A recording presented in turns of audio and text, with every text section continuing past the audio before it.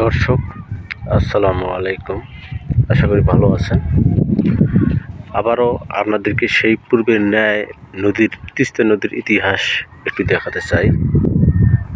তো আপনারা জানেন যে গত 4 বছর আগে ঠিক এই সময়ে, অর্থাৎ এই সময় না, যে সময় পানি খুব প্রবাহিত হয়েছিল, পানি বেরিয়েছিল পাহাড়ের ঢলে, উজান থেকে নেমে আসা পাহাড়ের ঢলে যে পানি বেরিয়েছিল, সেই পানির চাপ ছিল অত্যন্ত প্রখর এবং যে চুয়ার মতো গণ্ডি ছিল।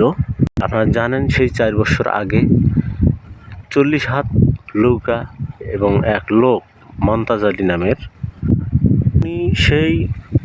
সেই চর থেকে, অর্থাৎ একটু জুম করে দেখাচ্ছে, সেই চর থেকে বালু কেটে এনে এই দিক দিয়ে এসে এই চরের মধ্য দিয়ে, অর্থাৎ এখানে পানি ছিল, এই মাথায় চাপছিল। চাপার পর এইখানে আর কি নৌকাটা একটু বেঁকে যাওয়ার পর সমস্ত চলে দেওয়ার পর এই মুড়ি তাতে যে বস্তা যে আছে এই কান্ডারি দিয়ে চলে আসছিল, এসে এই কানায় চলে এইদিকে যায়।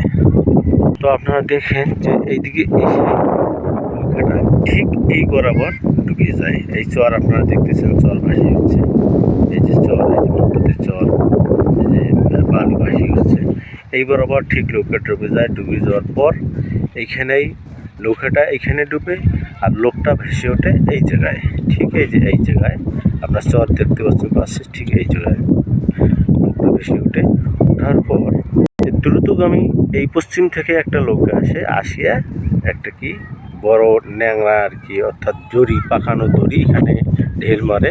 জানে যে লোকটা হয়তো বা জীবিত, কিন্তু লোকটা তো তার সেন্স নাই, দড়ি ধরতে পারে নাই, আবার ডুবে গেছে। আপনারা জানেন যে নৌকাটা ঠিক এই বরাবর আবার সেই একদম খারাপভাবে উঠছিল এবং খারাপভাবেই চুমচুম করে নিচে ডুবে গেছে। লোকটাও এখানে ডুবে গেছে। সেই থেকে অদ্যাবধি সেই নৌকা এবং মানুষের কোনো খবর এখনও পর্যন্ত পাওয়া যায়। জানেন যে কিছুদিন পর এগুলো মানুষ হেঁটে যেতে পারবে, পানি আরও কমিয়ে আসবে। দর্শক, এই চিত্রটা ধরে দেখলাম এই কারণে, যেহেতু এটা হলো পরন্ত বেলাও নয়, এটা দুপুরের পর, যেহেতু সূর্যের আলো, সেই নৌকা ডুবানোর কাহিনীটা আমি তুলে ধরছিলাম। ধন্যবাদ সবাইকে।